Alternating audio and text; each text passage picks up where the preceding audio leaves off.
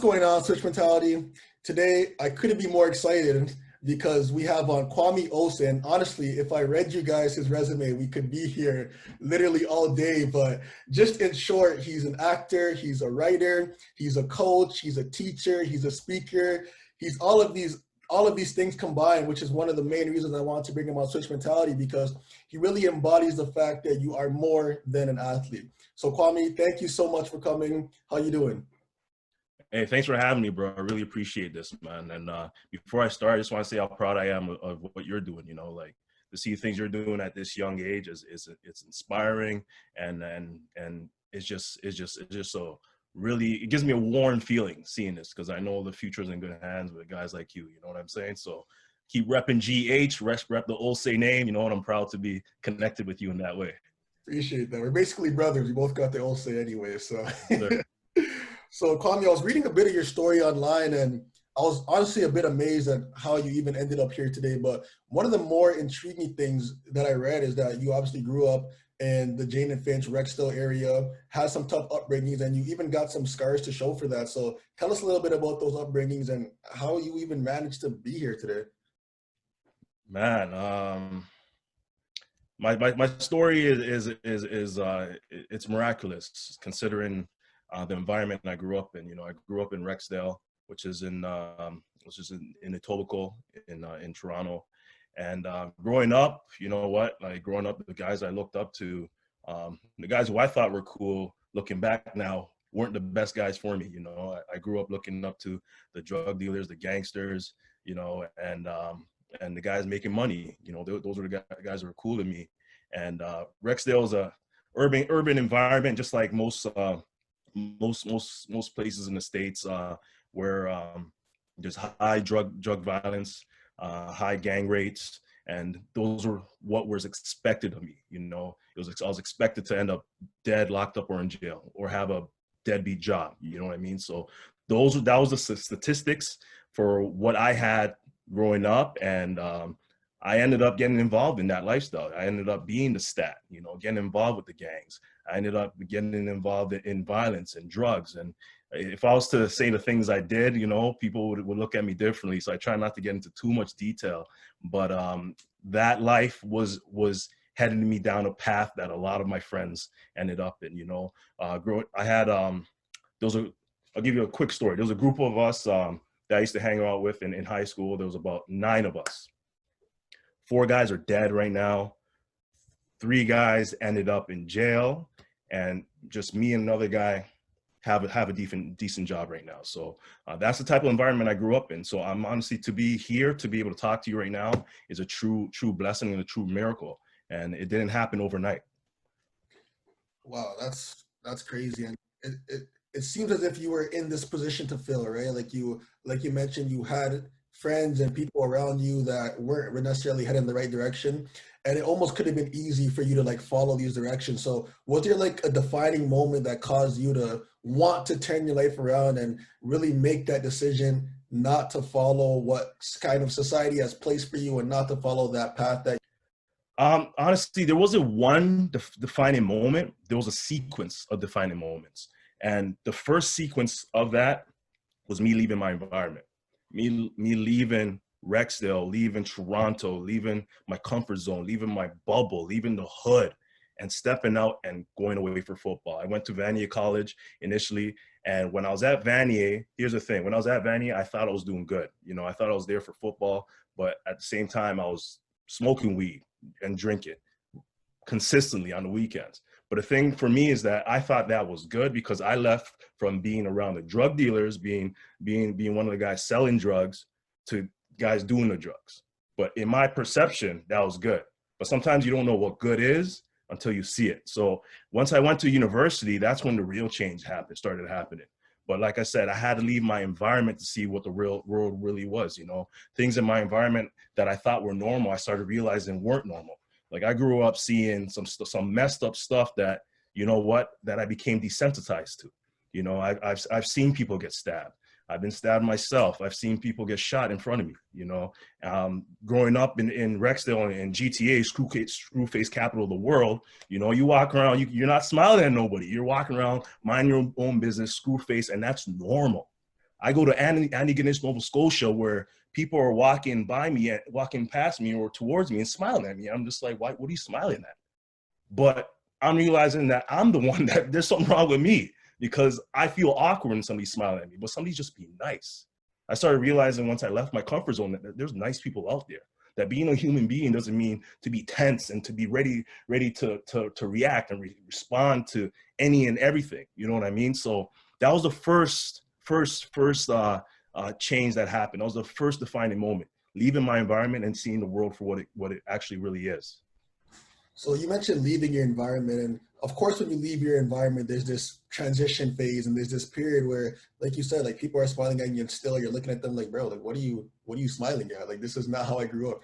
How long did it take you, or what advice would you give to people to kind of shake to really shrink that transition phase and to kind of shake that period off? Like, how did you manage to do that? Bro, how long did it take me? It took me, I'll say, a whole year. My whole first year at St. FX was rough because I wasn't ready for it. Because I was in a great environment with a bad mindset. I was in a great environment with a hood mindset, meaning I just got in trouble, bro. Like my first year, here's the thing. My first year, my grades were actually okay. They're not good for my standards, but they're okay in terms of like I was passing all my classes. It's just barely though. But everything I was doing outside of the school was bad.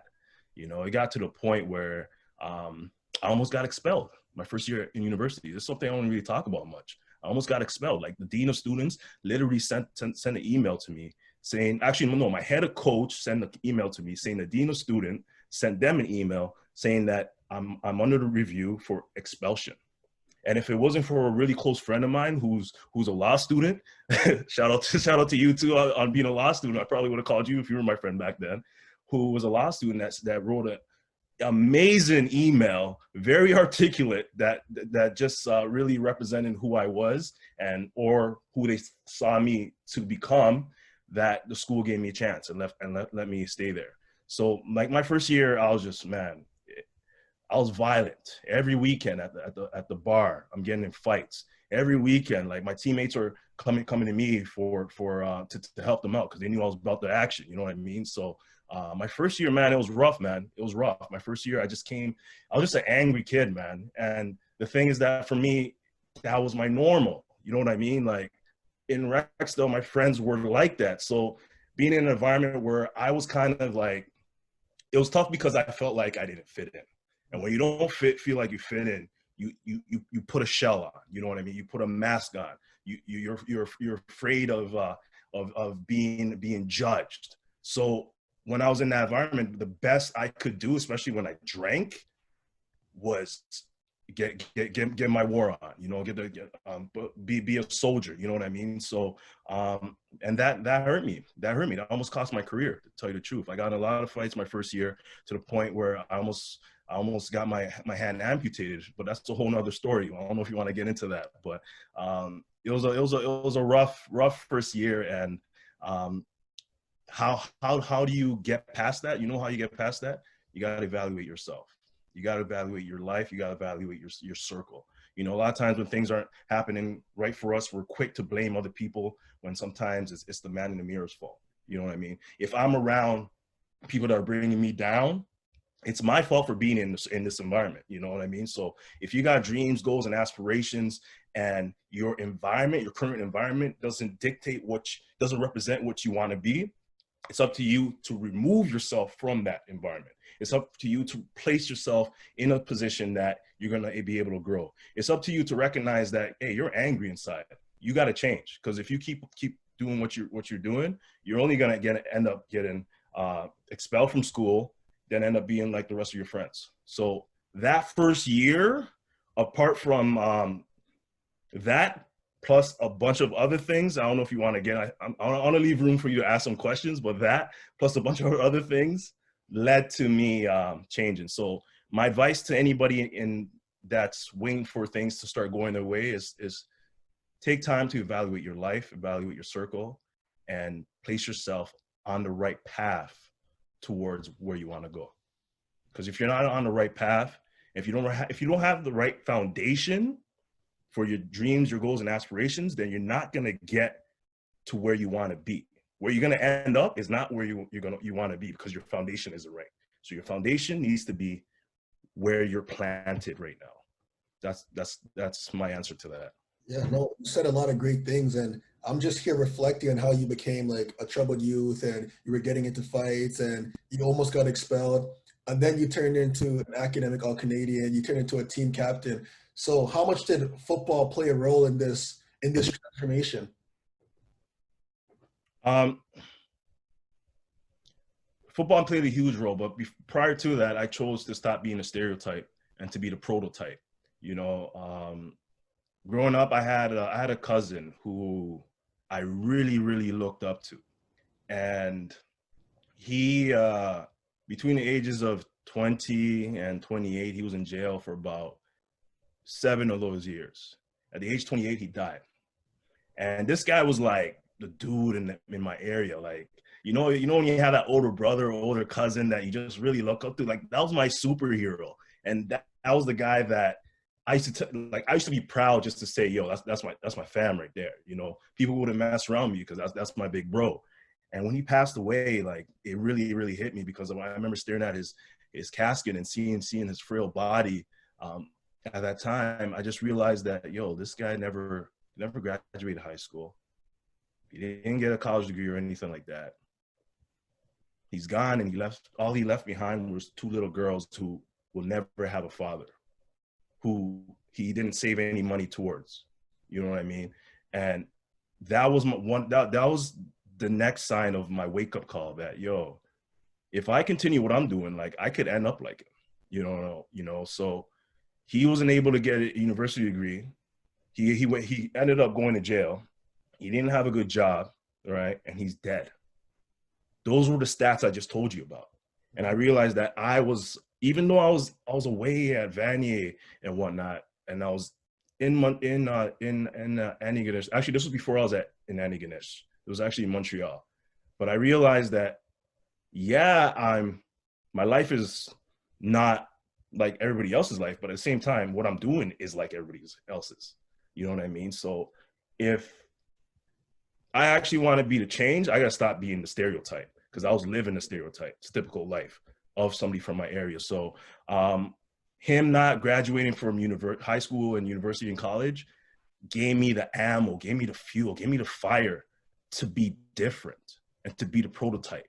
So, and football played a huge role in that, because through football, I learned life skills. Through football, I learned how to be relentless, tenacious, and vicious towards my goals. And I remember one coach in my first year second year at Vanier College, shout out to Coach Pete. He called me out, bro. It was like one of those like coaches, like just chewing your butt off type calling outs. You know, it was we were in practice, and it was special teams, right? And I was like one of the starting receivers. And you know, special teams, nobody's really like trying, you know, like in practice. You're just kind of going through the motions, you know. And this was my second year at Vanier. The first year I was a starter, and then I fell off. Like I took my foot off the gas pedal. You know, I was a rookie starter. I felt nice, but then I got humbled, you know, and by the end of the year, I wasn't even starting anymore. So second year comes around, I train my butt off in the off season, coming nice. You know, I solidify my spot. I think it's just like week 2 or 3. And I'm feeling myself, you know what I mean? And there's a guy across from me who is also one of the starting receivers. His name's Corey Watson, by the way, who played in the CFL. I think he still plays in the CFL right now. He's across from me. I'm thinking Corey's not going to be going hard, you know, because he's not like a, you know, a practice all-star or anything like that. So I'm not thinking he's going to come hard. So anyways, I'm supposed to just block him and, you know, then release and go down the field. So I take my step. It was a lazy step, just went through the motions. Corey came full speed in my gap and almost blocked the punt. I didn't think nothing of it. I'm walking back to the huddle. Meanwhile, Coach P's straight ahead staring at me. He blows his whistle.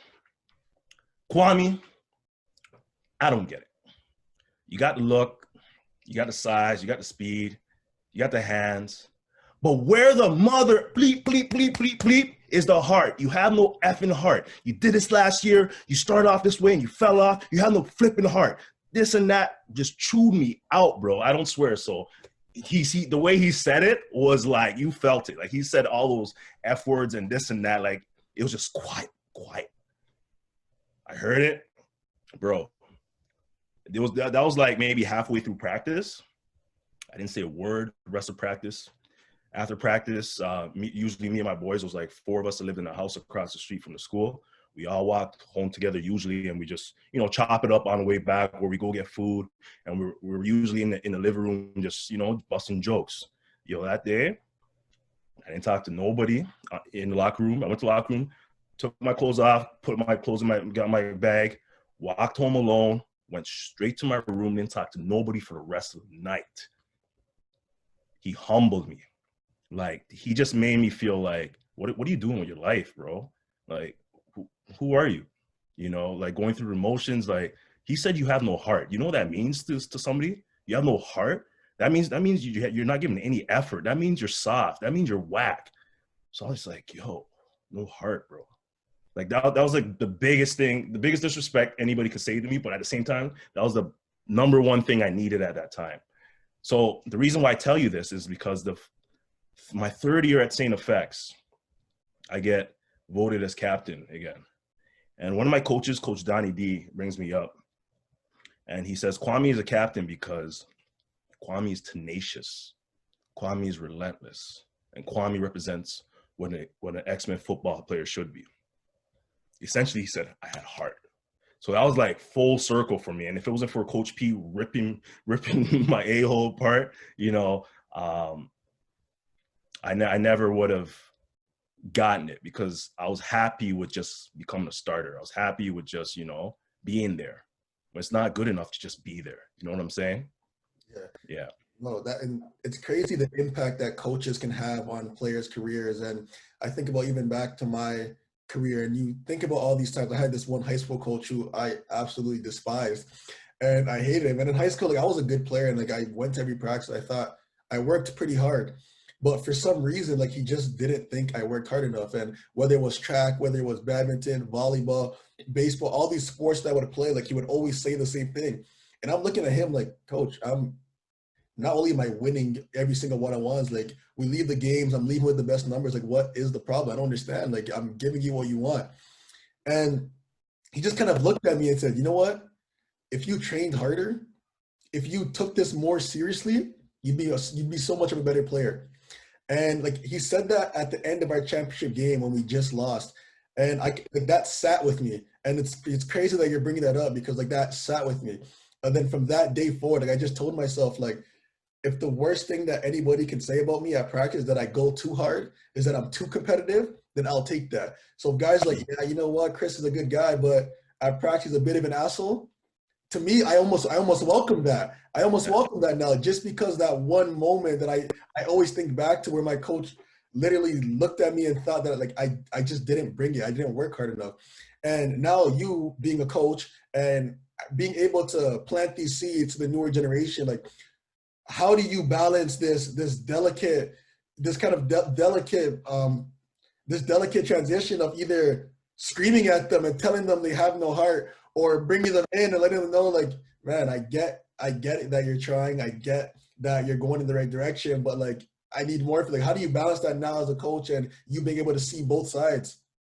Bro, well, before I answer that question, I gotta say, for you, that was a matter of your coach seeing the potential in you. You know what I mean? Exactly. And that's a tough thing. Like, coaches, there's a lot of coaches that don't know how to handle that, where they have a kid with so much talent that they kind of baby them. I've seen it throughout my career as a player and as a coach, where coaches become best friends with the players and kind of like, just kiss their ass type thing. And for that coach to like push you, that means he saw the potential in you. You know what I mean? And now you realizing that, yo, people are gonna say I'm an a-hole at practice. Yo, that's some Michael Jordan type stuff, bro. That's some Michael Jordan type stuff. But for me, to answer your question, it's, one thing I've realized as a coach is that there's not one approach that fits every player. As a coach, it's up to you to get to know every player. There's different approaches for every player. Some kids are the rah-rah, where I gotta hype them up. I gotta, you know, just give them that motivational talk. And some kids, yo, straight up, just tell them what to do. That's it. Some kids, hey, I gotta go talk to them on the side and say and explain what went wrong, you know, like, and that, I think for me, that it's easy for me to do that because I'm also a teacher. So by being a teacher, I understand differentiated learning. You know, there's differentiated learning, there's differential playing, you know what I mean? So there's different approaches for every player. So I just adapt depending on the player. You know, I'm like, I remember the high school I was at, some kids would have said, yo, Coach Kwame is like, when he's on the football field, he's really mean. Some kids would be like, yo, Coach Kwame's cool, you know. Some kids would have been like, hey, like, oh, like Coach Kwame will make us do push-ups and sit-ups and this and that. You know, I had a talk with one kid the other day, and she was just like, she's actually a female football player, and she was just telling me about how I ripped them apart for not touching the line when they're doing sprints. I was like, oh, shoot, for real? She's like, yeah, I almost cried. I was like, oh, hey, tough love, man. Details matter. But like, you gotta find the line, you know. The one approach isn't gonna work for every player. So that's the art of coaching, man. That's the art of coaching. It's up to the coach to figure that out. Yeah, no, and you said something about differential learning and treating every situation different. And I think about like all the things that you've done in your life, whether it be speaking or writing or coaching or being on The Amazing Race, like all these things in completely different realms. And how did you take the mindset of the differentiated learning and applying different skills to different situations? How did you also apply that mindset to all these new paths that you also chose to follow? Man, that's a good question. I feel like over the past few years, especially, I've decided to diversify my environments. You know, and I was having a talk with somebody the other day who was also a football coach, and I was like, "Yo, we as football players, like, we got to really diversify our environments, especially with like the gender stuff that's going on, the racial stuff. You know what I mean? Like, there's things that if you're stuck in like one group all the time, you're not going to see what's going on in the other group. You're not going to see the overall picture. You're not going to understand how to approach somebody. You're not going to understand the importance of pronouns, you know, and that's something that us athletes, we don't realize. But I diversified my network so much that I'm just able to go into different areas, different spaces. You know, I'm not just a football player. I'm not just a football coach. I'm not just an author. I'm so many things, and I think football has helped me do that because, like, on a football team, there's so many different types of people on a football team.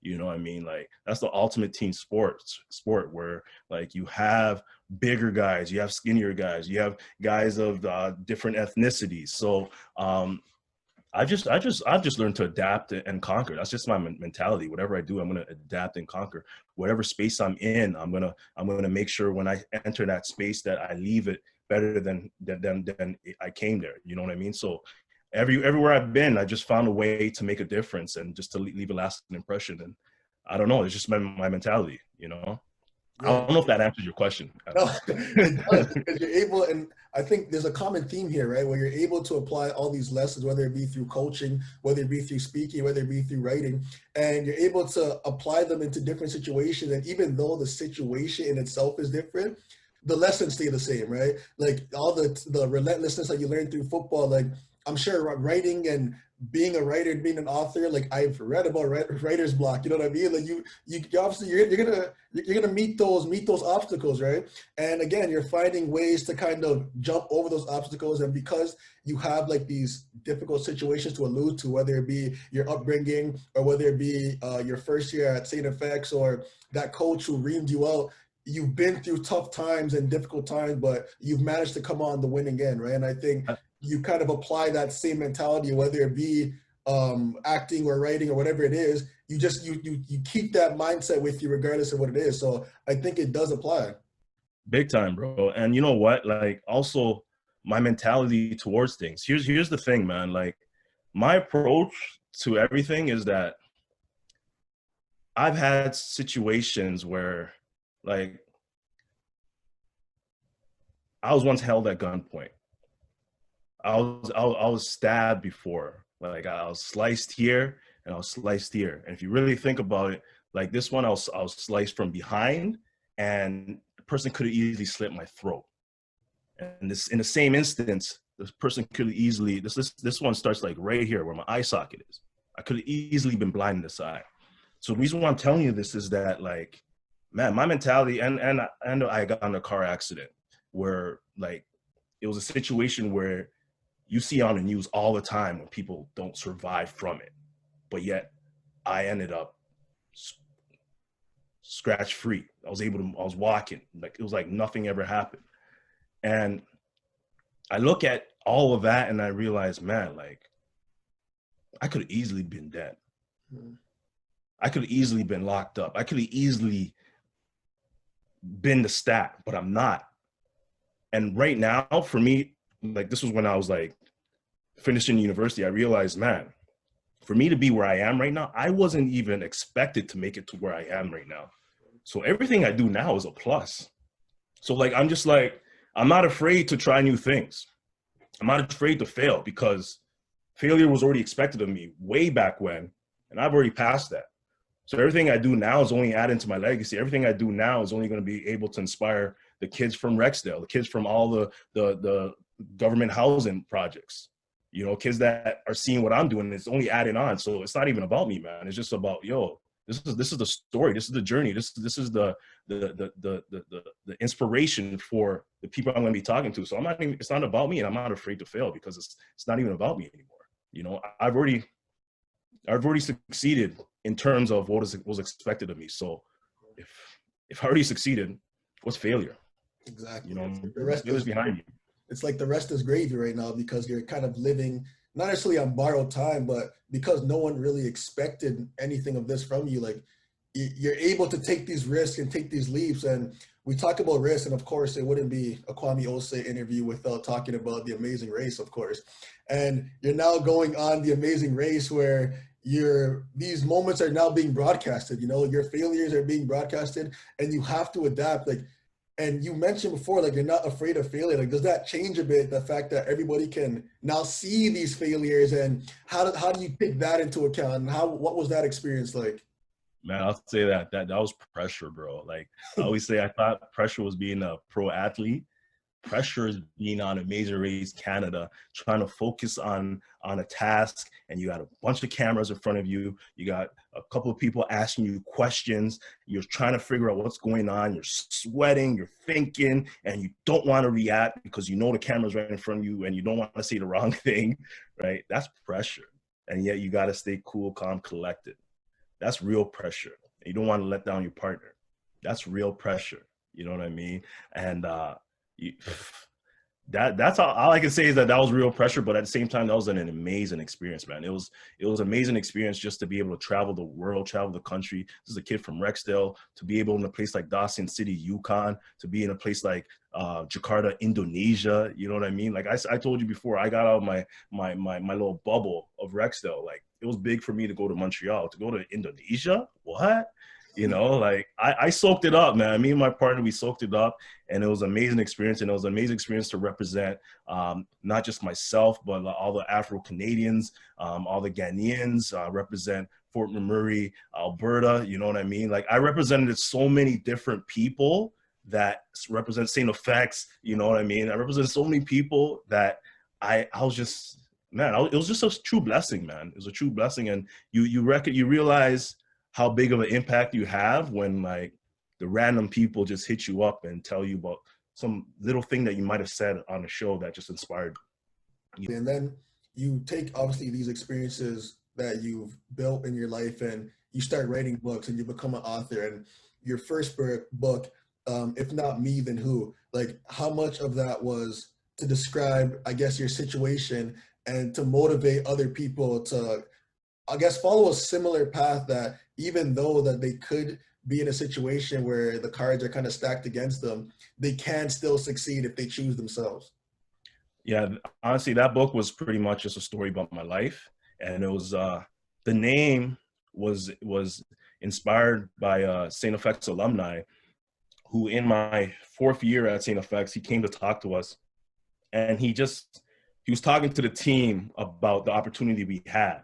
And he said, if not me, then who? And if not now, then when? Like, this was our time to make St. FX proud, to win a championship. And it was up to each and every individual to understand that if they don't do it, then who is? But when he said that, to me, it was deeper than just there. Like, I wasn't even thinking about football, man. I was thinking about where I was. Like, bro, like, those words it was just like, man, like, if I don't create the change, if I don't take these steps, if I don't diversify my environment, if I don't become the prototype and not the stereotype, then who is? Right? And if I don't do it now, then when am I going to do it? Next year? Next month? Next second? Like, when am I going to do it? Do it today. You know, so that was the reason of the title, and the actual story. It was just, I use animal imagery to describe the difference between successful people and followers, between leaders and naysayers. You know what I mean? So I used an eagle and pigeons. The eagles are soaring high above, soaring towards their dreams, their goals, and aspirations, while the pigeons are just chilling on the cable wires, chilling on the ground at the malls, eating, scavenging food that human beings are throwing at them, and doing nothing with their lives day in and day out, just relying on other people to survive, while the eagles are free and just, you know, on their way to something. You know what I mean? And that was me at a point. There was a point in my life where I was just hanging around dudes that were just on the block, just trying to scavenge. We were chilling around, smoking blunts, wasting wasting the whole week doing nothing. You know what I mean? Whereas there was other guys who I used to play football with that were doing track and field in the off season, you know, preparing themselves for the season. Where I'm thinking, I'm the cool guy. I'm looking at these guys like, yeah, these guys are nerds, man. But I look back, they were the Eagles. You know what I mean? And I used a specific image of pigeons on the cable wires, because I don't know if you noticed, like in Toronto and GTA, there's a lot of pigeons, man. And if you really look around, they're always just chilling on the cable wires, chilling in the mall parking lot, you know. And that was us in high school. After high school, everybody's just chilling at the mall, you know, in the food court, just at McDonald's, doing nothing. Where when there's real people hustling, there was people that, you know, had part-time jobs that needed to pay bills for their parents, and then the rest of us are just doing nothing. You know what I mean? So I salute everybody who in high school was hustling and making things happen for their family. I salute everybody, because my mindset wasn't theirs, and that's what that story was about, essentially. Yeah, no, exactly. And you mentioned being at the mall and just chilling and kind of just watching. Right, you think back to those days, and I think back to those days at Bramley. Wasting time, bro. After school, you just be chilling with your boys, and then you look, it's 9 o'clock, and it's like, bro, what did we just do?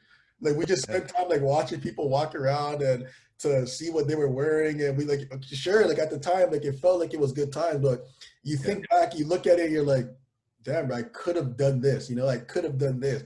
And I think kind of bottling that and keeping that within you helps propel you to not only write one book, but to go and write two. You know, there's COVID, we're in this pandemic, and yeah, you know what I mean? Like, of course, you have to take care of yourself, but at the same time, you have this new opportunity, this new given time to do something with that time. And then you go and write another book. So talk to us a little bit about that book and a turtle in the shell. Like, where did this stem from? And talk about some of those obstacles and what made you want to write this children's book. So that book I actually wrote like 5 years ago, and I procrastinated, bro. Like, I'm not gonna make any excuses. I procrastinated. I would say life took over, but straight up, I procrastinated. And COVID gave me time to really hone in and just get serious. I know that people were dying out here, and I'm just like, man, like, I have this story within me that I'm kind of just holding to myself. What am I doing? So I took the time during COVID to, you know, to edit it and just perfect it and just make sure everything was ready. And I took the time to do things I really would have never done on my day-to-day life. And the story actually came through an experience I had with a girl I used to train. She was a soccer player, And this girl, she's very talented. And I used to train her like 2 times a week. And the thing I noticed about her was that every time she had like a big tryout or something big was coming up, she would just let the pressure get to her. And she told me, like, she's getting ready for these Arctic game tryouts. And she was just scared. She's like, I'm not going to do good. Like, I always mess up. I'm scared about the coaches. So I asked her, I said, Hannah, let me ask you a question. Let's say me and you're walking and we see a shell on the ground, a turtle shell on the ground, and the turtle's inside the shell. I said, are we seeing the turtle or are we seeing the shell? She said, we're seeing the shell. I'm like, okay. So let's say, Hannah, let's say you're at these tryouts and you're performing horribly and you're scared, you're nervous, you're shaking, you're messing up every time you get the ball, you're going the wrong way, and the coaches are evaluating you. Like, Hannah, who are these coaches seeing? Are they seeing a lesser version of yourself, or are they seeing the true you? No, Kwame, they're seeing a lesser version of myself. I said, hey, man, I think you need to let these coaches see who you truly are and stop hiding in your shell. The moment I said that, bro, in the back of my head, I'm like, oh my God, that's a story. Let me write that down. That's a story right there. That's a book right there. So after that, I went home that night, told my wife, and I started just writing, just develop the plot and everything. And it's a beautiful thing, man, because you know what? The late, great Miles Monroe once said, R.I.P. Miles Monroe, he just said, the richest place in the world is a cemetery. Because in a cemetery, you will find books that were never written. In a cemetery, you will find songs that were never sung. In a cemetery, you will find movies that were never filmed. So the reason behind this book is to make sure that people tap into their talents and they're not afraid to share their gifts and talents with the world. They're not afraid of being judged because so many people are holding back their gifts from the world, which can help the world. So now these songs that weren't sung, you know what? That song that was going to be somebody's wedding song is going to be made. Mm-hmm. That book, that inspirational book that was going to change a life is going to be written. That movie that was going to bring a whole family together for movie night is going to be made because people are not going to be afraid to showcase their gifts and talents. And that's the reason behind this book, So, man, like, I'm just trying to make a difference in this world, man. I'm just trying to plant seeds of greatness in every and anybody I come across with. And I find writing books is a huge opportunity for me to build the youth, without ever even meeting them. Speaking and writing books is an opportunity to impact a large group without ever face-to-face meeting them. Yeah. And I just feel like, why not now? You know what I mean? So yeah, that's the reason behind the book. No, that's amazing. And you mentioned the thing that's sticking in my head is like, who are they seeing? Like this lesser version of you, right? And I think a lot of us kind of get stuck in this rut where we can sometimes be a lesser version of ourselves. So not only having this book as a reminder, which you guys can get on Amazon, by the way, not only having this book as a reminder, but it's also like, it's keeping that in the back of your mind, right? Like keeping that in your mental, because whether we like it or not, there's a limited time that we have in this world, of course. And are we going to be happy when it's all said and done? Are we going to be happy with what we've accomplished? I'm paraphrasing it here, something that Denzel Washington said, but he basically said, on your hospital bed, imagine if you were on your hospital bed and you saw a ghost of all the dreams that you wanted to accomplish just kind of circling around you. Like, how would that make you feel? And I think when I heard that, it kind of ignited a fire in me, right? Because again, like we all know our time is limited, but it's a lot easier to kind of say, yeah, you know what, our time is limited. But when you actually feel it and you kind of see that all the dreams and all the things that you kind of wanted to chase after, whether regardless of the realm, it will haunt you, right? And it could haunt you. And so I always say, like, the pain of regret is far greater than the pain of discipline, right? And the reason, like, I really stamp on that point, because like you don't want to be a person that was lesser of themselves, a person that was in this shell. And I think just not only talking about like your book, but just sharing your story, it seems as if like you have adopted this mindset, obviously, and in multiple realms. So I guess my question is for people who are watching this, who are a lesser version of themselves or who feel like they're a lesser version of themselves, what would you tell them to kind of catapult them into becoming more? What I would say to anybody who just feels like they're a lesser version of themselves and is struggling with their identity and struggling with life, I'd say, hey, first off, figure out what you want to do with yourself. Figure out where you want to go, where you want to be. Then take a step. Take that first step towards that goal, towards that dream. And then once you've taken that first step and you've adapted to whatever environment that is, whatever situation that is, take the next step. Once you've figured that level out, take the next step and keep taking steps, steps, and steps, and steps. And you know what? Initially, that before you even took that first step, you were probably in a bad situation. You weren't happy. You didn't feel good because you know what? Our lives are the sum of our experiences. And at that particular time, the sum of your experiences probably weren't great. Therefore, your life didn't feel great. But you know what? After you've taken so many steps and you look around and you've realized the steps that you've taken, the experiences you had, the great positive experiences you had, guess what? You look around, that sum of experiences is totally different than what was down there. You know, so it's not about how you start, it's about how you finish. But keep taking those steps and never stop, because the moment you stop, that's the moment you settle. So that's what I'll say to them. Wow, no, exactly. And of course, any avid music listener, especially those of J. Cole, they know the old quote: "There's beauty in the struggle, there's ugliness in the success." And like for me, I'm a huge J. Cole fan, so that has always stuck with me. And I think that kind of sums up exactly everything that you were saying. And I look at your story and your process, and now you being in all these different realms and affecting all these different people, whether you're meeting them or not meeting them, whether that be through your book or whether that be you speaking to them directly.